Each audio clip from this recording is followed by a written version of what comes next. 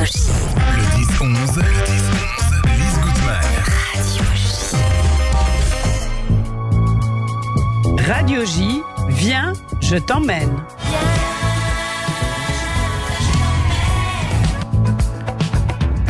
Dominique Friedman, Steve Krief, bonjour, merci d'être avec nous ce matin. Bonjour Lise. Alors ce matin, vous nous emmenez à Budapest et l'actualité veut qu'il y ait une énorme tempête en ce moment qui souffle à Budapest et dans toute la région. Donc évidemment, on pense aux habitants. Juste un petit gag, je l'ai annoncé sur les réseaux, notre émission, et il y a des personnes qui ont pensé que j'étais là-bas. Et en fait, non, je suis dans le studio de Radio J, mais quand toute la météo là-bas sera calmée, il sera bon d'y aller pour visiter. Dominique, l'intro, c'est vous. Oui, bien sûr, bonjour à tous. Pourquoi Budapest ? Parce que Budapest, c'est d'abord une ville riche en histoire, en culture, en architecture impressionnante. Elle est située sur les rives du Danube. Elle est souvent considérée comme l'une des plus belles villes d'Europe. La ville est divisée en deux parties distinctes. Buda, qui est sur les collines à l'ouest du Danube, et Pest, qui s'étend sur la plaine à l'est. Et Budapest est au carrefour de plusieurs mondes et d'influences. Hongroise, germanique, slave, turque et bien sûr juive. Ce qui se traduit par un patrimoine, un art de vivre, une cuisine et des traditions originales. Et pour commencer, quelques mots de hongrois. Ça promet. Oui. On ne peut pas les mettre en yiddish, non, j'ai rien dit. Comme dans toute la Hongrie, on parle le hongrois à Budapest, une langue de la branche finno-ougrienne des langues ouraliennes. Mais je doute que vous parliez hongrois à la fin de votre séjour. Peut-être juste quelques mots comme ça. Alors, Dominique, on y va. Allez, Jonapot, ça veut dire bonjour. Que se nomme ? Merci. Au revoir se dit Vislad. Et à votre santé avec un bon verre de vin hongrois et Gesegere. C'est joyeux. Waouh, c'est joyeux. Hein. Ouais. Steve, vous parlez quelques mots de hongrois ? Pas encore, mais effectivement, à la fin de l'émission, à la fin de l'émission, voilà. On répétera à la fin de l'émission. On a noté. Alors, je vous propose de commencer la découverte de la ville par la partie haute de cette ville, le quartier du château, qui est un complexe de bâtiments étonnants. On peut y accéder par un charmant funiculaire. Inauguré en 1870, le funiculaire de Budapest a été le deuxième à avoir été construit en Europe. À l'origine, il était destiné à faciliter l'accès des fonctionnaires au château. Admirer l'architecture historique du château, visiter la cour intérieure et profiter de la vue panoramique sur le Danube et Pest, depuis la terrasse dominée par la statue d'Eugène de Savoie qui libéra la ville des Ottomans. On y trouve également une galerie nationale avec une collection d'art du 19e siècle assez incroyable, riche et surprenante. À proximité du château, je vous invite maintenant à découvrir l'église Mathias, remarquable par ses toits colorés et son intérieur richement décoré. Aucun des événements que connut la ville ne fut étranger à l'église Mathias. Les invasions, la gloire, destruction, couronnement, fête du millénaire et fin des Habsbourg. Le 8 juin 1867, l'église sert de cadre au couronnement de François-Joseph Ier et de son épouse Élisabeth, qui est Sissi, la fameuse Bien Sissi, sûr, là. comme roi et reine de Hongrie. C'est au cours de cette cérémonie qu'est jouée, pour la première fois, la messe du couronnement de Franz Liszt. Et puis la visite du quartier château peut se terminer en explorant le bastion des pêcheurs, avec sa terrasse offrant une vue imprenable sur la ville et le Danube. Les tours néogothiques du bastion sont dignes d'un conte de fées. Steve. Alors, les premiers juifs sont venus probablement de Vienne et se sont installés donc à Buda au XIe siècle. C'est pour l'instant, c'est ce que les recherches donnent actuellement, mais c'est vrai qu'il reste encore quelques mystères à ce sujet. La charte du roi Béla leur a accordé le droit de résidence, en tout cas en 1251, et les protégera des siècles durant. Malheureusement, à la période médiévale, il n'en reste que certains vestiges, dont une synagogue dans le quartier baroque du château. À la fin du XIVe siècle, les Juifs édifient une grande synagogue au numéro 23 de la rue Tangsich, anciennement rue des Juifs. Plus petite, la synagogue du 26 était une maison de prière, temple de la communauté séfarade de la capitale, soutenue par 2 piliers gothiques. La salle de prière a conservé de très belles fresques, l'une représentant un arc tourné vers le ciel, l'autre une étoile de David. Oui. Et en parlant de piliers, il y a un personnage dont on va parler maintenant, Bernard Schwartz. Là, on entend une musique, ça vous dit quelque chose. Bernard Schwartz. Ah oui, ça me dit quelque chose, oui. Voilà. Grande série télé.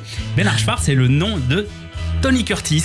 Voilà. Qui, on entend le générique de cette série. Très grand acteur. Amicalement vôtre. Amicalement vôtre, bien sûr. Et qui a un lien très fort à la Hongrie, puisque ses parents sont originaires de Hongrie. Ah, d'accord. Mais pas juste au plan anecdotique, parce que lorsqu'il y a eu la démocratisation dans les années 90, de la Hongrie, il a participé énormément à la reconstruction de la vie juive, notamment de la grande synagogue d'Ohani, en faisant des dons avec Estée Lauder, également des dons étatiques et locaux, pour redonner vie à cette ancienne vie juive et florissante. Il a participé aussi à la promotion du tourisme hongrois, parce que pour lui, c'était très important. Il se rappelait enfant, son père, ils ont grandi dans un quartier vraiment difficile à New York, à Harlem, et son père était tailleur et dans des conditions très très dures. Il avait un petit magasin, toute la famille dormait à l'arrière du magasin, et le seul moment, on va dire, de joie, de entre guillemets gloire que ressentait son père, c'était lorsqu'il emmenait ses enfants à la synagogue pour entendre les chants d'antan de sa famille, et là il avait cette impression un petit peu de bonheur. Donc ça a beaucoup marqué l'enfant Tony Curtis, qui donc a grandi là-bas, quartier difficile, il est devenu un peu voyou. Après il a intégré l'armée américaine. En revenant, il a participé pendant la Seconde Guerre mondiale à de nombreux débarquements dans la marine. Et ensuite, il revient et devient acteur. Le grand acteur qu'on connaît dans certains Lame Shows, Spartacus, The Defiant Ones, un film magnifique sur le racisme aussi à voir, avec Sidney Poitier. Et donc, il va, lui, à la fin de sa vie, devenir de plus en plus actif pour ce renouveau de la vie juive hongroise. Il y aura un festival Tony Curtis aussi dans sa ville d'origine de son père, une petite ville, Matejjalka, qui se trouve près de l'Ukraine et de la Roumanie. Et sa fille aujourd'hui, Jamie Lee Curtis, continue à participer. Elle continue à soutenir. Ouais. Et c'est quand on connaît le générique d'Amicalement Vôtre, c'est presque l'histoire de sa vie. Ça commence dans les bas-fonds new-yorkais. Tout à fait. À côté, Roger Moore, le personnage un peu de la haute classe, lui fait partie de la noblesse anglaise. Et lui, le petit voyou. Voilà, un homme au grand cœur et très actif pour ce renouveau. Voilà. Alors, Dominique, on a fait Bouddha. Maintenant, on passe à Pest. Eh bien oui, maintenant, je vous invite à traverser le pont des Chênes pour passer de Buda à Pest. Au passage, prenez le temps également d'admirer la vue sur le Danube et le Parlement hongrois. D'ailleurs, à propos du Parlement hongrois, c'est l'un des joyaux de la capitale hongroise. Vous pouvez profiter du bâtiment de style néo-gothique depuis les nombreux points de vue qu'offre la colline de Buda, mais aussi le découvrir de l'intérieur pendant une visite guidée. Et puis, les chaussures en bronze que l'on trouve devant le Parlement de Budapest sont un mémorial poignant appelé « Chaussures au bord du Danube ». C'est un monument qui commémore les victimes juives de la Shoah qui ont été assassinées par les fascistes hongrois du Parti des Croix fléchées pendant la Seconde Guerre mondiale. Un mémorial se compose de 60 paires de chaussures en fer, toutes de styles variés, des chaussures d'hommes, de femmes, d'enfants. Elles sont disposées le long de la berge du fleuve au pied du Parlement.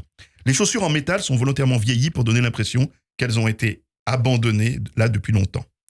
Alors rendez-vous maintenant à la basilique Saint-Étienne, l'un des lieux historiques les plus importants de la capitale. On visite son intérieur magnifique, on monte jusqu'à la coupole pour une vue panoramique. Et des concerts de musique classique y sont organisés. Remontons maintenant l'avenue Andrássy jusqu'au métro Octogone, une élégante artère bordée d'arbres et de bâtiments à l'architecture impressionnante, notamment l'opéra d'État hongrois. Passionné d'opéra ou de ballet ? Ou vous n'y connaissez rien ? À moindre coût, découvrez le décor splendide et les créations de l'opéra de Budapest. Le bâtiment voulait rivaliser avec l'opéra de Vienne et celui de Paris. D'ailleurs, l'empereur François-Joseph s'en était rendu compte. Situé dans un majestueux bâtiment Art Nouveau à quelques pas de l'avenue Andrássy, on découvre maintenant le musée qui lui est dédié, les photos de Robert Capa, le célèbre journaliste et photographe de guerre. Et saviez-vous qu'il était hongrois de naissance et que son véritable nom est André Friedman? J'ai bien fait de venir ce matin. Prenez maintenant le deuxième plus ancien métro au monde jusqu'à la place des Héros, dominé par les monuments du millénaire et entouré de statues représentant les héros de l'histoire hongroise.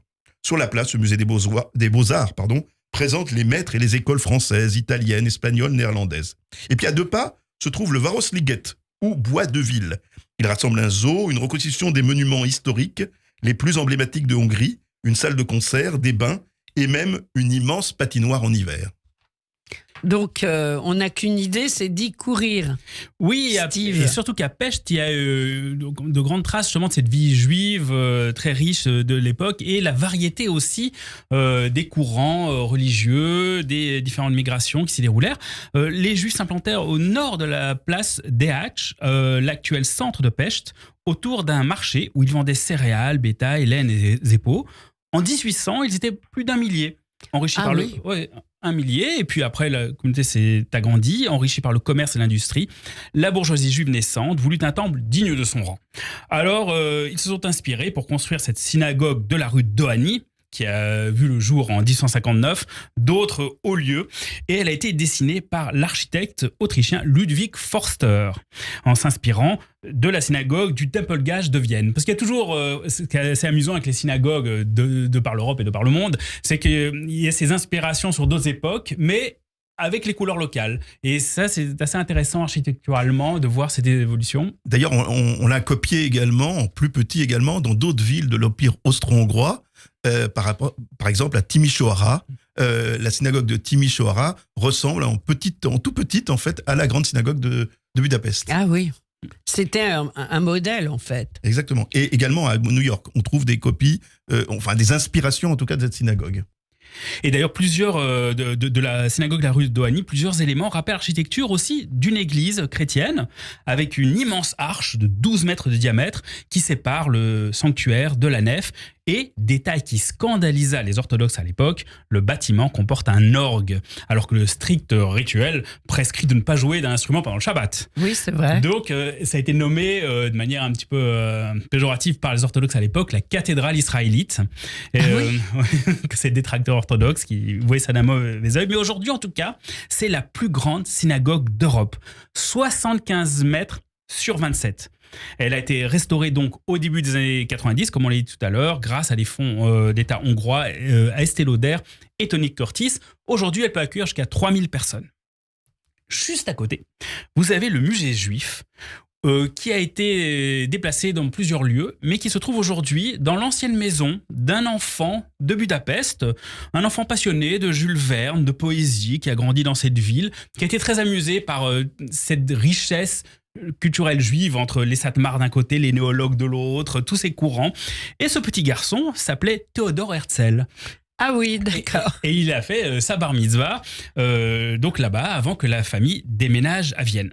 Donc le musée juif a ouvert à Budapest en 1916, on a intégré donc les différents locaux et il présente une des plus importantes collection d'objets juifs, vraiment à visiter parce que heureusement pendant la Seconde Guerre mondiale, certaines personnes qui y travaillaient ont caché ces objets dans la cave, ce qui a permis qu'ils ne soient pas pillés comme ça a été fait dans... Et qu'on les retrouve après la guerre. Après, qu'on puisse les partager. Et tout cet ensemble est passionnant parce que vous avez à côté aussi le Temple des Héros qui a été construit en 1929 en guise de mémorial aux soldats tombés pendant la Première Guerre mondiale et qui sert de culte quotidien, accueillant, lui, jusqu'à 250 personnes. Le mémorial de la Shoah, un lieu très marquant aussi, qui se trouve derrière la synagogue et qui se dresse au centre d'une cour ouverte, notamment avec le Raoul Wallenberg Park, donc grand personnage bien sûr Raoul Wallenberg. On honore tous ces justes, lui, mais également d'autres personnages importants, parmi lesquels Karl Lutz, le vice-consul suisse, les Italiens Giorgio Perlasca et l'évêque Angelo Rota, le diplomate portugais Carlos de Lis Teixeira Branquinho et bien d'autres.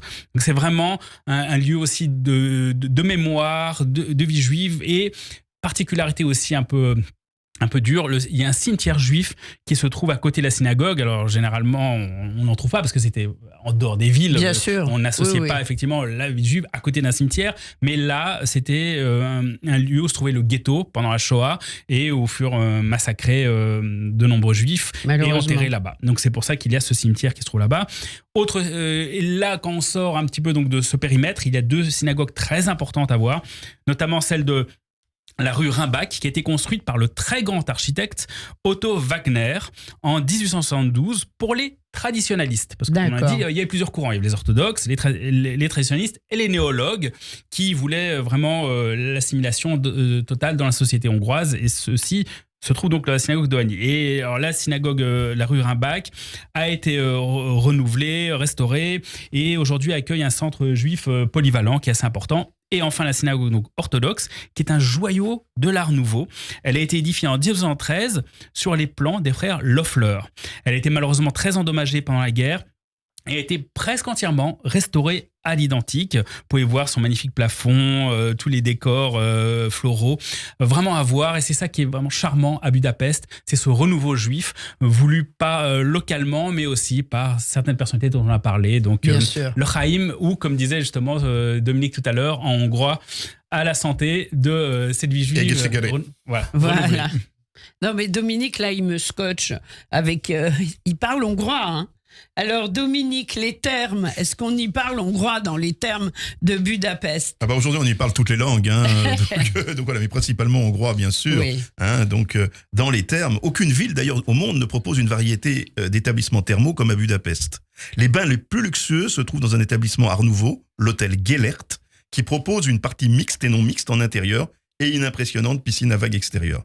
Et puis, on peut se rendre aussi au bain Széchenyi, l'un des bains les plus célèbres et l'un des plus grands complexes thermaux en Europe, dans le bois de ville. Profiter des piscines thermales, des saunas dans une architecture néo-baroque unique. Et c'est dans ces bains que l'on peut observer les joueurs d'échecs qui disputent des parties pendant des heures. Les bains Széchenyi sont les plus connus, les plus grands, les plus fréquentés, été comme hiver. Et puis, comment aller à Budapest sans aller dans les nombreux cafés, comme la fameuse pâtisserie Gerbeaud. Gerbeaud est une institution de la capitale hongroise. Gerbeaud, qui n'est pas un nom vraiment hongrois. C'est Henri Kugler qui a créé la maison du café en 1858 et qui, n'ayant pas d'héritier, l'a vendue à Émile Gerbeaud, un membre d'une grande famille pâtissière suisse. Tout ce que l'Empire comptait de personnalité allait chez Gerbeaud, y compris Sissi l'impératrice. Et vous y êtes allé ? Oui, bien sûr. Avec Sissi. Avec Sissi, j'espère. Je sentais sa présence derrière moi. Voilà. Une autre institution est le café New York, décoré de stucs, de dorures, de velours néo-baroque, certainement l'un des plus beaux cafés de la capitale. Un endroit que je rate jamais quand je me déplace à Budapest, c'est le Grand Marché Couvert. Situé dans un bâtiment avec une structure métallique datant de la fin du 19e siècle, le marché est réputé pour ses spécialités locales et l'ambiance qui y règne. On peut s'y restaurer au premier étage et également acheter de l'artisanat hongrois. Et puis, en soirée, retourner dans le quartier juif et aller boire un verre en soirée dans l'un des vieux bars délabrés. Avec leur déco de récup et leur ambiance particulière, les ruines bars font partie aujourd'hui des endroits incontournables pour faire la fête à Budapest. Ils sont généralement installés dans des grandes cours intérieures d'anciens immeubles abandonnés du quartier juif. Alors ça s'appelle les ruines bars. Les ruines bars. D'accord, les ruines bars. Les ruines bars. Et on termine avec un festival. Eh bien oui, si vous visitez Budapest au mois d'août, rendez-vous sur l'île d'Óbuda, où se déroule le festival de Sziget, l'un des plus grands et des plus célèbres festivals de musique en Europe, voire dans le monde. Il se déroule chaque année pendant une semaine, alors que les autres festivals, généralement, durent 2-3 jours. 2-3 jours, oui. Le festival de Sziget est connu pour offrir une gamme éclectique de musique avec des artistes internationaux de premier plan, des genres allant de la pop, du rock, de la musique électronique, au hip-hop, au jazz et à la musique du monde. C'est un peu une sorte de Woodstock contemporain. Voilà, exactement, on le surnomme le Woodstock hongrois. Magnifique. Steve, très vite. Alors, si vous voulez déjà avoir toutes les informations aussi sur Budapest et toutes les autres villes, les lieux à visiter, n'hésitez pas à aller sur jguide-d'europe.org pour toutes les infos. Et notamment, je rappelle aussi que je ne l'ai pas dit d'entrée de jeu, j'avais trop envie qu'on en parle, mais Dominique Friedman, il est en plein boom en ce moment avec les journées européennes de la culture juive qui viennent d'être inaugurées hier au musée d'art et d'histoire du judaïsme. Avec une très très belle journée. Très belle journée. Steve. Voilà, journée européenne en France, en Hongrie, partout, de nombreux et beaux événements. Alors lorsqu'on est avec vous, Lise, comment ne pas parler klezmer ? C'est un peu obligé, voilà. Oui. On se demandait si on avait parlé hongrois maintenant. En tout cas, on parle toujours klezmer. Ah, j'adore. Et il y a le festival Klezjam à Anderlecht qui se trouve à Bruxelles. Oui. Car l'année reprend, mais les notes et l'enthousiasme qui les accompagnent sont encore présents. Musique des temps lointains et incertains, le klezmer réapparaît aux 4 coins du monde pour nous réenchanter. La Maison de la Culture Juive à Bruxelles vous propose une invitation à musique klezmer avec des sessions de nigunim, un travail sur les partitions, l'étude du style, un travail personnel et l'accompagnement des danses traditionnelles. Alors maintenant, une expo temporaire, Matzah et plus. Oui, au musée juif d'Augsburg pour connaître la fête de Pessah, sa symbolique aussi, et toujours dans une démarche d'éducation, travailler avec les jeunes dans ces projets. Un musée très actif à Augsburg. La nuit du musée 2024, c'est quand et où? Alors c'est le 5 octobre 2024 au musée juif d'Hohenems, une soirée où les arts se rencontrent lors du passage du jour à la nuit, avec de nombreuses activités tournées autour des expositions et autres événements culturels tels Yallah Habibi sur les relations judéo-arabes présentées au musée. Alors ensuite, une expo Samuel Bach, Paris et Rome, 56-65. Alors ça, c'est un très très grand artiste, Samuel Bach, qui a donné ses œuvres, notamment à sa Lituanie d'enfance, qui a vécu aux États-Unis et qui est toujours très actif. 159 de ses œuvres ont été reçues actuellement au musée Samuel Bach, vraiment à visiter à Vilnius, un homme qui a donné ses couleurs et son enthousiasme à chaque ville qu'il a traversée. Et puis, on termine avec Rembrandt. Rembrandt, ses influences, car la tradition de l'artiste voulait qu'il s'entoure d'élèves, partageant le processus créatif avec eux, un nombre atteignant parfois 4 ou 5 en même temps. Donc près de 400 ans plus tard, on célèbre ce grand artiste au musée Rembrandt d'Amsterdam. Magnifique. Alors, merci beaucoup. Vous ne nous avez donné qu'une idée, c'est de courir à Budapest pour découvrir tout cela.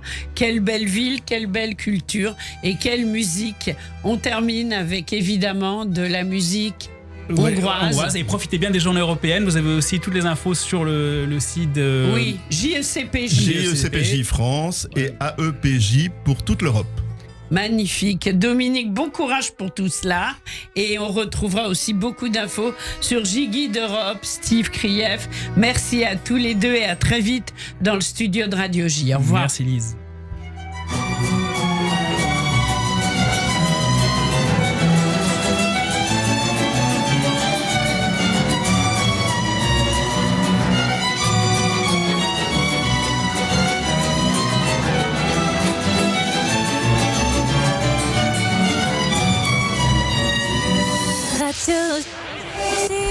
Radio J. 14h-15h, le grand journal.